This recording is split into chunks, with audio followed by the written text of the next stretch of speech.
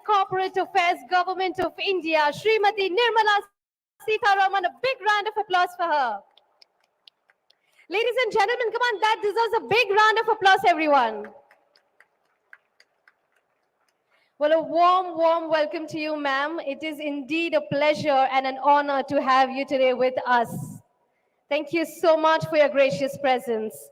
And everyone, hello and welcome. A very good morning. Oh, look, we've got this beautiful ladies and gentlemen in our audience, and swagatam to this immensely gorgeous venue, Yasho Bhumi.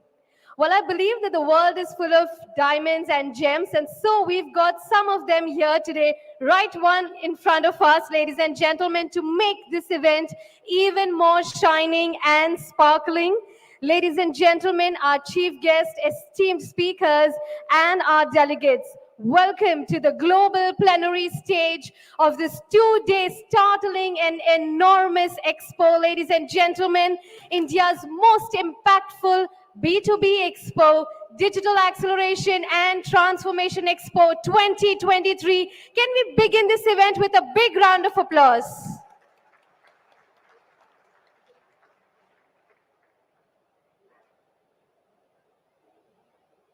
All right, ladies and gentlemen, like I said, this is one of India's most impactful B2B Expo.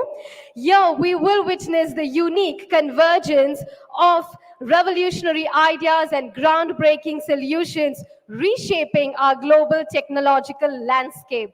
I am Priya S. Shrimankar, your host for this event, and I'm ecstatic and honored to welcome you all, our chief guests for the day, all the tech connoisseurs, visionaries, and industry leaders gathered here today. Well, this stage today transits a mere platform. It is a catalyst for change, a hub where innovation ignites, and let us all together delve into the heart of technological evolution, exploring strategies that push boundaries of what's possible. Well, before moving to our chief guest address and the sessions for the day, ladies and gentlemen, it's time for me to thank all our sponsors and partners for all their unending support to make this expo possible. Date, India is officially powered by BSV Blockchain. Our lead sponsors, Demandify Carix. Our platinum sponsor, New Relic Calera, Builder.ai. Our gold sponsor, Conhuff, Esport Expo, Belive, and Tor Secure. Our silver sponsors, Truecaller, Haptic, Talk.ai, Northern Arc, XLNC. I would also like to thank our supporting partners, STPI and FICCI, our innovation partner, BIFC Innovation Hub, our MSME development partner, MSME Promotion Council. With that, I would also like to thank our community partners, DLAI Innovation Mission, Punjab. And now, ladies and gentlemen, before we move to our next session, ladies and gentlemen, like I said, this is India's most impactful B2B Expo. So why not take this opportunity today to welcome someone on stage? I'm sure you all would be curious of who I'm going to welcome on stage to help us kick off the show today. Like I said, it is the largest tech expo. So why not make the most of this opportunity? And let's invite someone who exists as a real technology. Ladies and gentlemen, please join me in giving a round of applause to my co-host for the welcome remarks, the smartest humanoid robot around, Arya. Can we please welcome the smartest humanoid robot, Arya, with a round of applause? Where are the claps and the energy? Come on, everyone.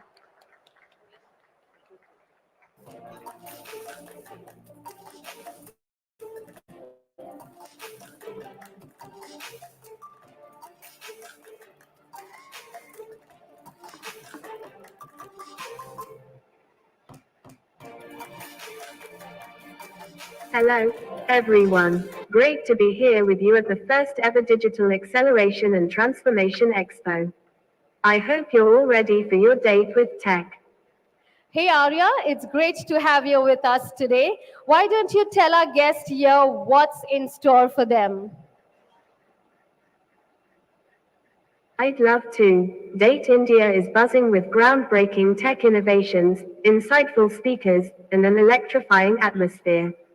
It's an event you don't want to miss. But you know what? Words don't do it justice. How about I give you an actual sneak peek of what you can all expect?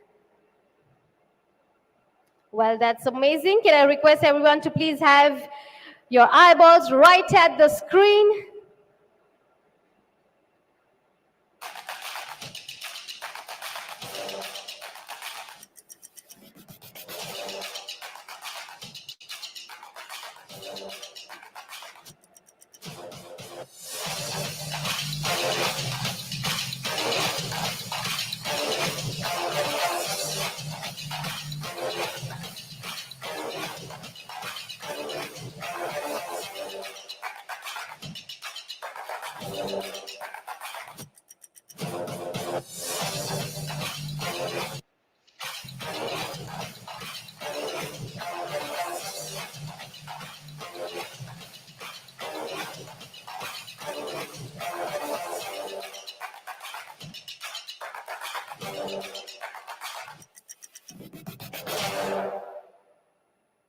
Wow, now that's quite the intro.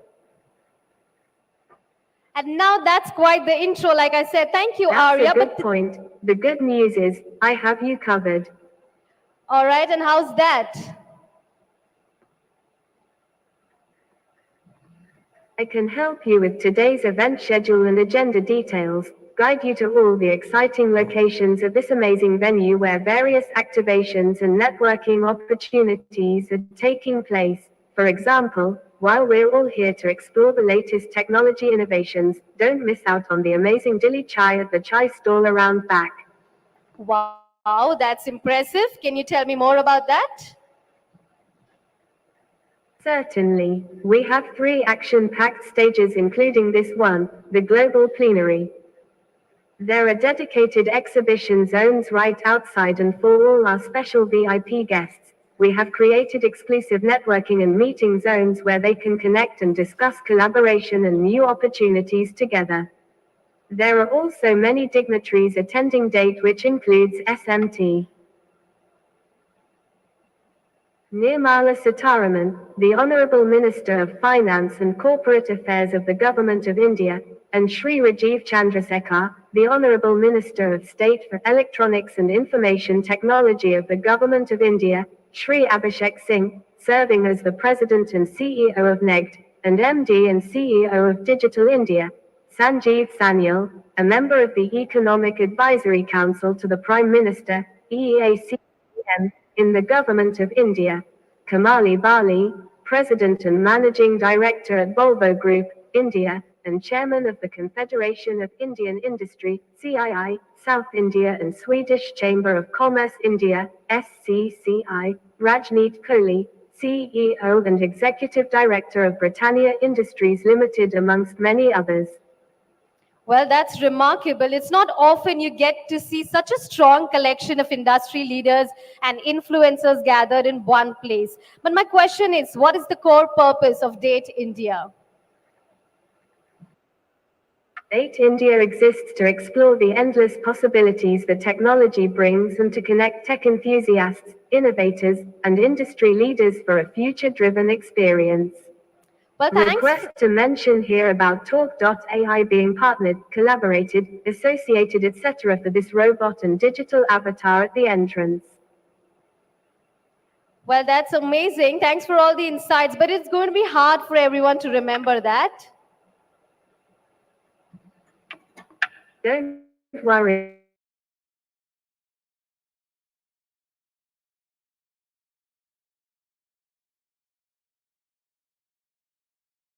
Plans are updated right there and available at your fingertips. If you haven't already downloaded the agenda, then you can simply scan the QR code on the back of your badge and voila! You can download the app from your app store or access the web app from any supported browser. And because I'm so focused on making life easy for everyone, I'll even put the QR code up on the big screen. And voila! Well, thanks for all the details, Arya. And now I guess it's time to get the show started. Yes, indeed. If anyone has any other questions for me or needs any support, just reach out. I'll be around until the end of the show. Well, thank you so much, Arya. Indeed, the smartest humanoid robot, Arya. Can we have a big round of applause for that? All right, so today is indeed a special day, a day when we have come together under one banner. While we might come from diverse backgrounds, but let us all align ourselves together with the spirit and principles of our independence. At this significant juncture, I would like to invite everyone to please rise up and honor our national anthem. Our national anthem, a symbol of pride and unity and a homage we pay to our motherland.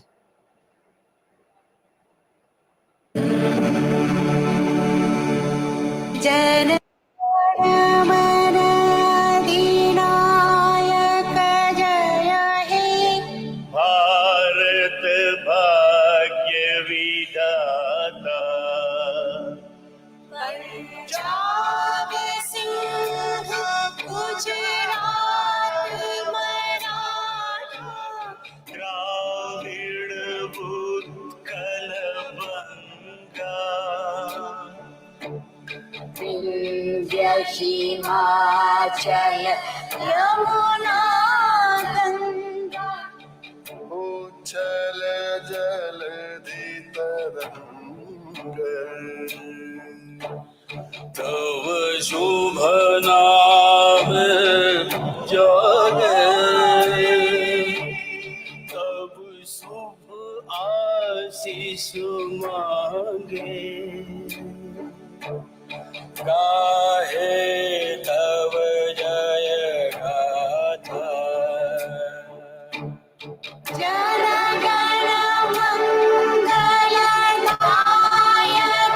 जय हे भारत भाग्य विधाता जय हे जय हे जय हे जय जय जय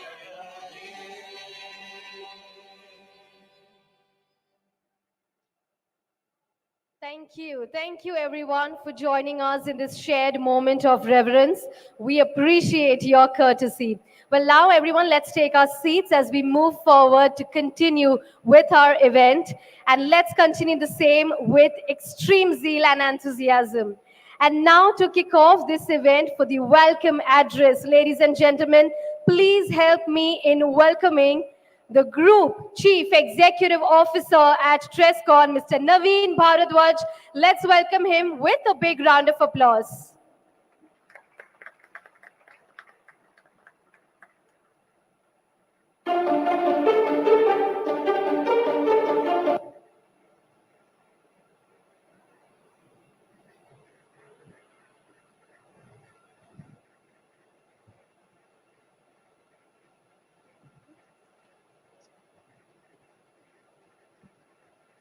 Namaste, Namaskar, Suprabhat, Vanakkam.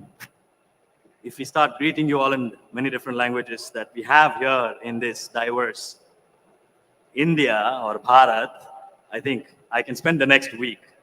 Before we start, I also want to invite on stage my colleague, the founder and chairman of Trescon, Mohammed Salim, to please join me here.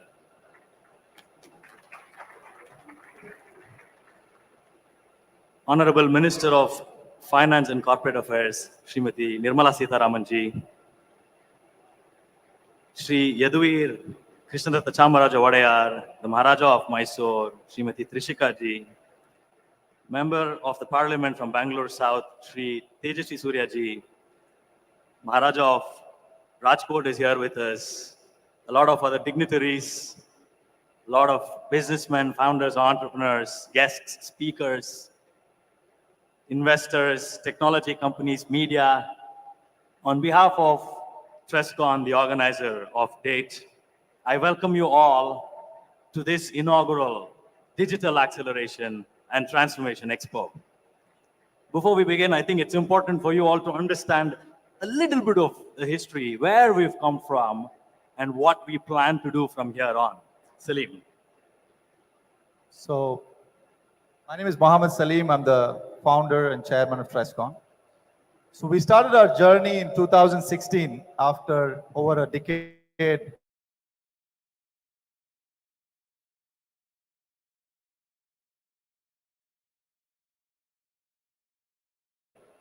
And we started our office in 2016. Being a startup, we dared to launch the Asia's biggest startup expo in 2016, which was a phenomenal success. And then we didn't look back from there. From there, we went across the world. We launched the some world brands like World Blockchain Summit, World AI Show, Dubai. We are managing the Dubai FinTech Summit, World Cloud Show, cybersecurity, all in future tech space. And then one of the main goals also behind the organization was to create a lot of jobs in tier 2 and tier 3 cities. So even though we started in Bengaluru, but majority of our workforce we built in tier 2, tier 3 cities like Manipal, Mangalore, right? And eventually we went to have our global offices in Dubai, Mauritius, Riyadh, and few other countries. And today, I'm proud and happy to say we are a strong team of 250 plus workforce, with 50% of it being women. So this is also our commitment for women empowerment in India. And again,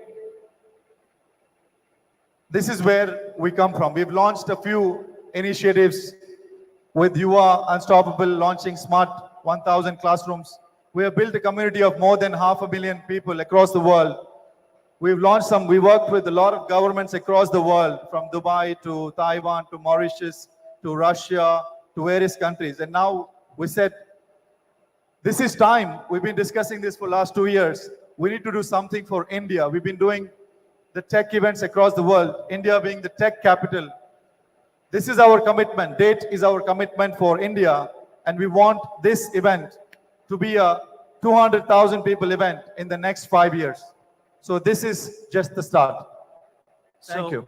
If you look at the UAE, Saudi Arabia, Canada, Singapore, etc., what they're really known for is hosting large-scale exhibitions, particularly in the technology space, not just because it's nice to have a fair, because it adds real economic impact. It brings the ecosystem and community together, but at the same time, it also brings a lot of international footfall into their countries. So when it comes to tech, India being the true tech capital in the entire world, India recently, it's all over the news that we've surpassed $4 trillion GDP. And there's a MeitY report in 2019 which says that by 2025, we would be having about $200 billion or more worth of our economy as a digital economy. It only means that we bring data to our country, to our India, to our Bharat. Now, to make this happen, it wasn't possible for us to do it on our own. And again, to bring the community together, to bring the ecosystem together, you actually have to be part of the community and the ecosystem. So we partnered with the Cyberverse Foundation based out of Mysuru, which is run by our dear respected friends, the Maharaja and Maharani of Mysore. We also partnered with a lot of other technology companies, a few associations, a few agencies to make it happen. What can you expect over the course of the next 2 days? From an impact standpoint, future tech frontiers, you will explore technologies related to artificial intelligence, blockchain, cloud, cyber, data, esports in gaming, fintech, IoT, metaverse, Web3. From a green quotient, we're talking about the power of technology for enabling sustainability, for enabling climate action, how e-mobility or EV can actually help reduce our carbon footprint, and again, create that vibe, because startups love their scooters and bikes and all things green. From a fintech revolution standpoint, we have a dedicated stage where finance, fintech, financial innovation, financial inclusion topics are being discussed. From an experiential standpoint, we have a gaming launch where 300 plus gamers will be competing. There are a lot of gaming influencers that are here. From a cybersecurity standpoint, if you go to the Cyberverse stand, you'll find lots and lots of cybersecurity companies, from skill development to sensitization and awareness to solutions and consultancy, all things cybersecurity. Startups and investments, again, there's something exciting that I will talk about. And from a social relevance standpoint, social impact standpoint, there's something cool that we're bringing. But from a startup and investment standpoint, there are two pitch competitions that are taking place tomorrow. One is the FinTech World Cup, which is a global tour. This is the regional edition. The winner of this edition will go to Dubai, UAE, to pitch at the finals in Dubai FinTech Summit and stand a chance to win the investment prize pool of $1 million. And then we also have a Startup World Cup, which is also taking place tomorrow. Again, the India regionals is taking place here. The global finals will happen in the US. The winner here will go to US, compete against their counterparts from different parts of the world, standing a chance to win that $1 million prize pool. From a social impact standpoint, TrustCon is a business, and Honorable Minister, you asked us when we met last time, from a social impact standpoint, what are you doing for the community? Businesses are great, but how are you impacting the community? We launched the foundation a little while ago, actually end of last year, and this year we brought it to life. And one of the initiatives that we are launching as part of the foundation is in partnership with Yuva Unstoppable. We want to transform 1,000 Anganwadis around India, primarily in the rural areas of India, from a hygiene standpoint and from a technology standpoint. What are we doing? Building clean toilets, commodes, basic flooring, the benches, the basic facilities that we have are privileges that they don't have. We want to make that happen. At the same time, giving them access to digital content, the digital library, grade 5 to grade 10, interactive classrooms, training the trainers there, training the students there, and make sure that digitization brings equal opportunity to everybody and not just to the lucky few of us that have been privileged enough to be in cities and travel around the world. We're also launching a book on cyber safety, particularly for women, because cybercrime is on the rise and women are also becoming victims, children are becoming victims. So we are launching a book in partnership with one of our companies here, and Dr. Anant Prabhu, which addresses common cyber crime or common cyber safety issues that women might face and how they can proactively stay away from those. We have a 13-year-old child that will be here tomorrow.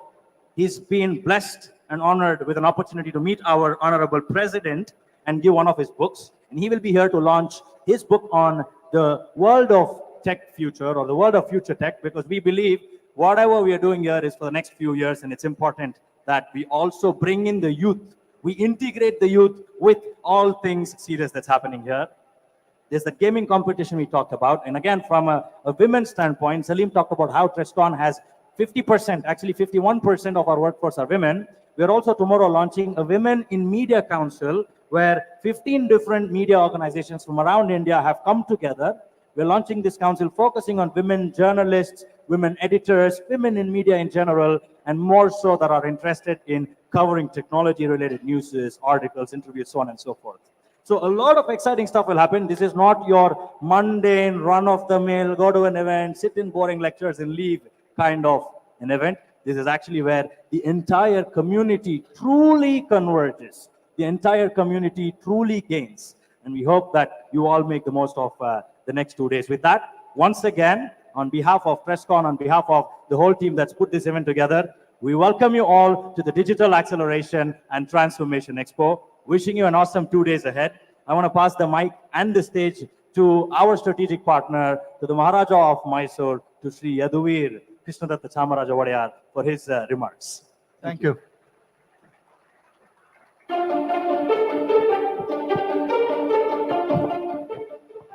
Honorable Minister of Finance, Srimati Nirmala Sitharaman ji, Maharaj Sahib Rajkot, Shri Mandata Singh Jadeja ji, our Honorable Member of Parliament, Shri Tejasvi Surya ji, members, delegates, and many attendees of this wonderful conference, a very warm welcome to all of you. It is an honor for us at Cyberverse Foundation to be the supporting partner for this wonderful expo here in Delhi. And on behalf of Cyberverse Foundation, once again, my many welcomes to all of you here. I should also extend my congratulations to TrustCon for setting up this wonderful expo in such a short period of time and executing it so very well. Many congratulations to you. Our congratulations also to the Government of India for having such a wonderful venue for us to host such a wonderful program in. The infrastructure has been absolutely key in us providing this experience here. Ladies and gentlemen, the digital transformation, as you are, I'm sure all of you already aware, is already here. It is not something in the future. Alongside that comes perpetrators and those who are criminally intending to cause harm as well and benefit from it in a means that is illegal. Cyberverse in MISO looks to be an anchor towards being a protecting force towards this very cause.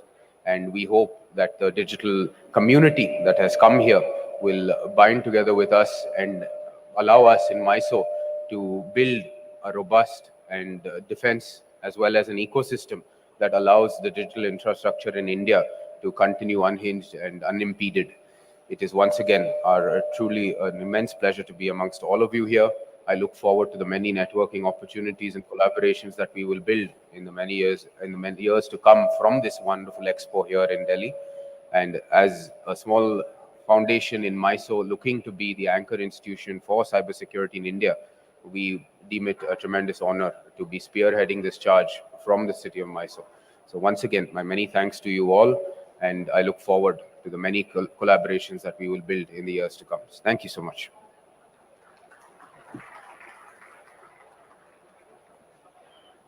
Thank you very much, Sri Yadavir. We've all talked enough. I know you've all patiently waited for that one most important fireside chat that we're going to have here today, but that could also possibly be one of the most important fireside chats you've ever attended this year, if not in your life. How many of you are ready for our opening fireside chat with the Honorable Minister, Srimati Nirmala Sitharaman? Not just your hands, with a huge round of applause, I would like to welcome the Minister to the stage to please join us for our opening fireside chat, where we will learn from you, your experience, your initiatives, and all things that we do. Please.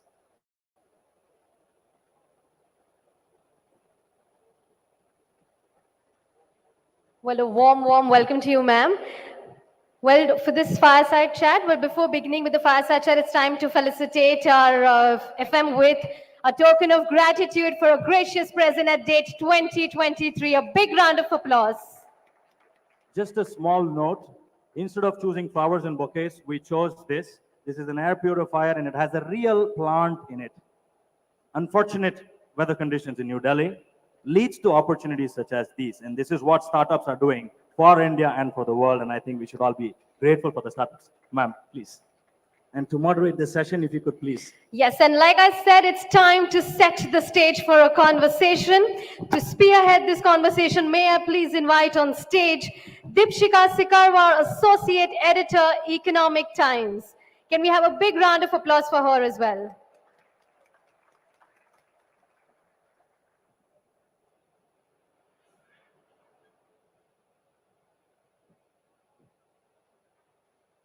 Good morning, everyone.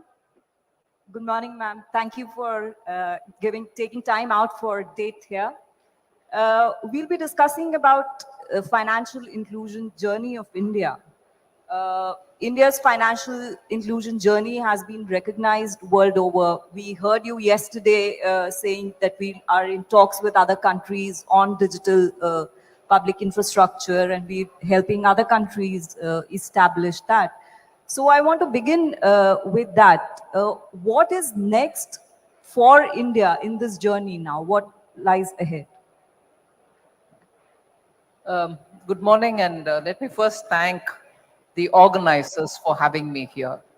It's one of those things where the Indian youth are revving to move forward with quite a lot of information and networking, which is what is going to give them an opportunity to showcase their talent. So an event like this is actually the need of the hour, and I'm happy the organizers with so many different partners have really understood the need and have come to, say, Delhi to establish this expo for 2 days. And I'm sure it'll draw all those who are interested in this field, who have potential in this field, and who also want to benefit from the networking facility that this gives. So well done, organizers, and well done all those who have partnered with the organizers to put up event like this, I would have thought it should run for a whole week, giving an opportunity for a big country like India to draw youngsters from all over to come over.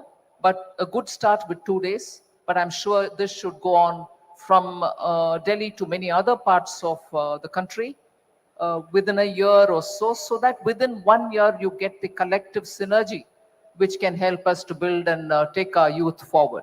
India is, after all, a lead nation in proving and showcasing the talents of our young.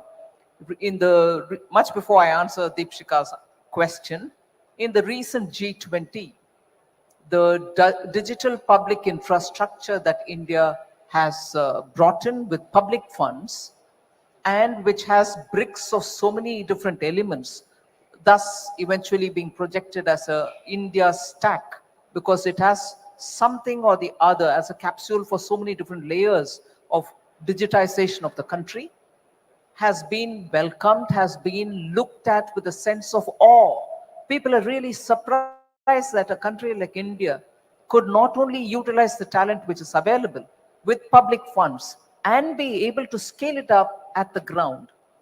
Um, Pardon me if I'm talking politics, but only a few years ago, we had a former finance minister mock at the government to say, oh, is this going to happen really? You know, you're not going to have electricity in the villages. Where is internet connection? Are vegetable vendors going to be taking, where you have to buy something for 10 rupees, taking payments in digital format and so on.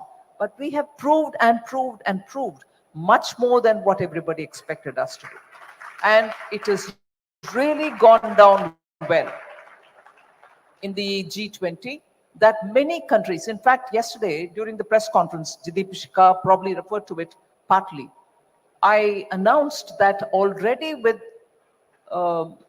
7 or 8 different countries, we've already signed MOUs to share our experience, our achievements, the technology that we have, and be able to share it with those countries which have signed the MOU. And we have many more of them coming.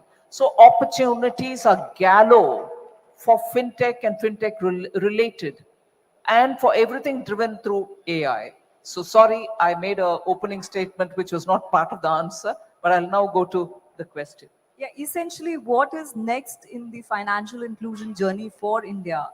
While in terms of access, we've done very well, but in terms of usage, we still have some miles to cover.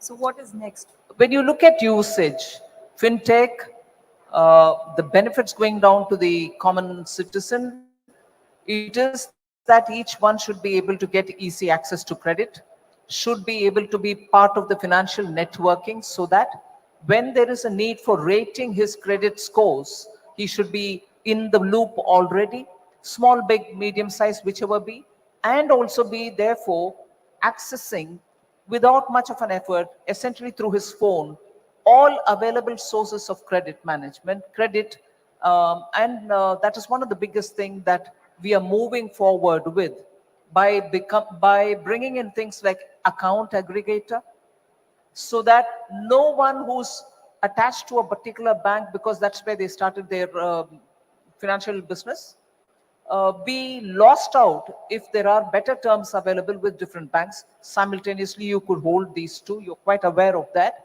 And similarly, looking at digital ways in which he can access global markets. So if these have to be achieved, it's not going to be possible if we are saying, all right, we've given you an account, we've already given you a phone through which you can do your business, you have your QR code to sell your products, but that's not enough. He should have the other benefits, which are essentially financial related, which are credit, which is got to be available, seeking market, looking at digital ways of communicating with his transactions, payments, insurance. So there are so many different aspects of financial networking and benefiting from the services. These will be our priority areas to make sure that everyone, small or big, benefits from digitization at the same time in all these specific activities which are financial technology related. India's financial inclusion, one major aspect of it was government support to ensure that it remains low cost. Will this kind of support continue going ahead and there will be no slide back? Um, I don't want to predict what is going to come through in the next few budgets, but yes, the intention of the government is to keep that continuing so that till such a time we are confident that the bulk of those who need to have this advantage given to them do get it. It is not a big deal to say there are so many others who have already utilized it. They don't need any assistance or support. But it is the bulk which has to get everything which we talk in terms of financial digital benefits which have to reach people. You mentioned about the account aggregator platform. There's a lot of buzz about the potential that it can have. What is the thinking in the government? How do you see it sort of going forward? Absolutely. In fact, I have a little peeve where, considering the time when account aggregator was introduced and the kind of awareness which the government has tried building around it, I still think that the movement on it is not as much as I would want to see. It can be even better, which means either the building of these awareness exercises are not really efficient, it's not adequate, or there has to be more simplifying of the technology for account aggregate. Banks have, on the whole, both private sector and public, you have reviewed it with me once, banks have taken up, they've all become part of or members of this account aggregator networking, and it has actually helped. But with the enthusiasm from the bank, which is needed, which has to be accentuated, I think it is only then will it reach every customer so that they actually can utilize this particular platform. And there I would like to take this opportunity to add one line more. Account aggregator is a pass-through. They don't sit on data. Once you, who wants the benefit of better banking facility, say yes, your details are passed through to that particular bank which has to receive.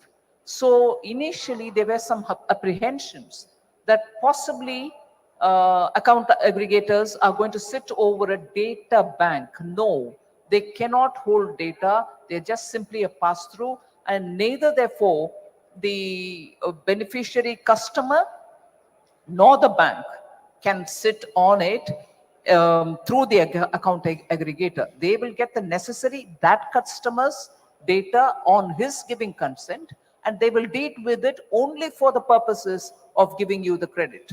So the purposes for which the data is shared to the bank and the purposes for which this beneficiary gives the information will be restricted for the purpose for which he is approaching them. And in between, the aggregator has no other role except for passing it through. I'm glad you mentioned data protection, which actually has emerged as a huge concern with the growing, tech interface in the financial world. What kind of assurance can you provide to people and consumers in general on data protection?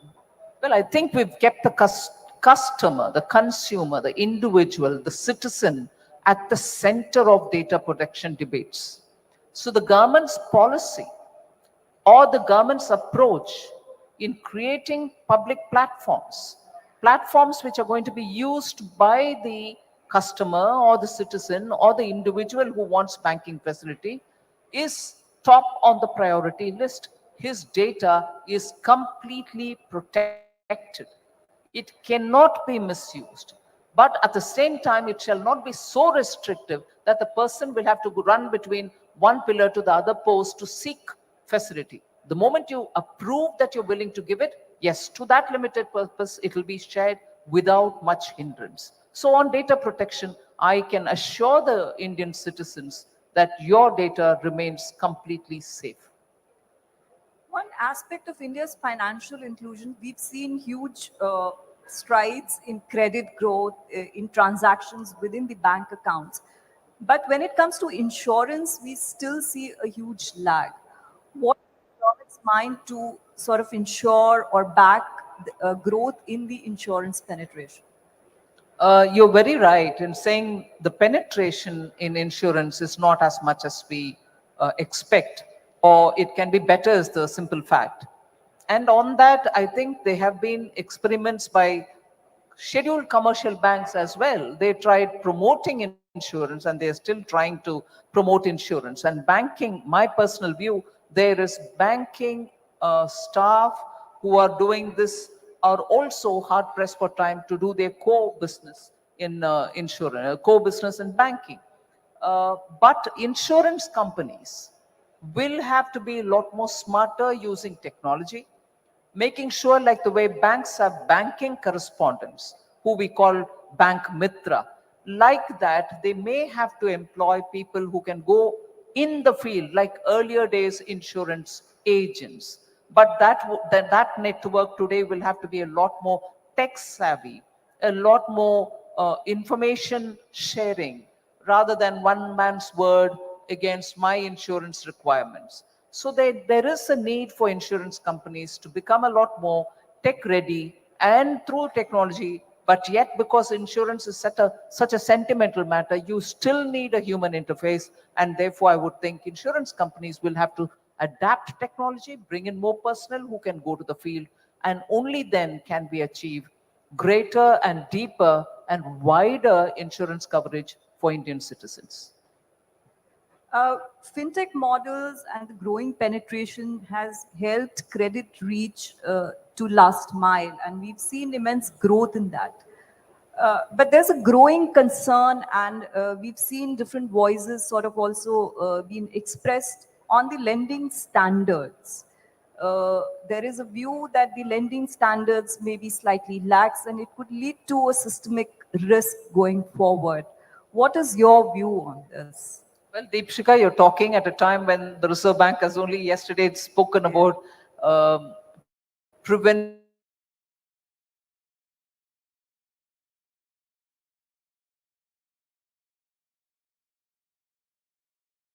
did they say? I'm not- Exuberant, yes. Exuberant.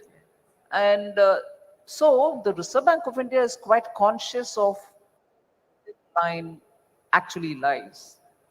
They are red lighting it now so that the NBFCs or small finance companies don't go too far in their enthusiasm. Enthusiasm is good, but sometimes it becomes a bit too far for people to digest. So as a measure of caution, the RBI is also alerted banks, alerted small finance banks, alerted NBFCs to be careful that they don't go too far too soon and face any downside risks later. Government's also promoter of state-owned banks. Has there been any directive from the government to the state-owned banks? Well, on yes, this? I've been after state-owned banks to say you have to focus on your core business, which is your banking business, which is collect deposits and lend, make money out of lending, but do give enough returns to those who keep their savings with you. In fact, to that extent, in this budget, the one which was on February 23, we had increased the rates which are being given by scheduled commercial banks on fixed deposits, which had remained very low for a long time.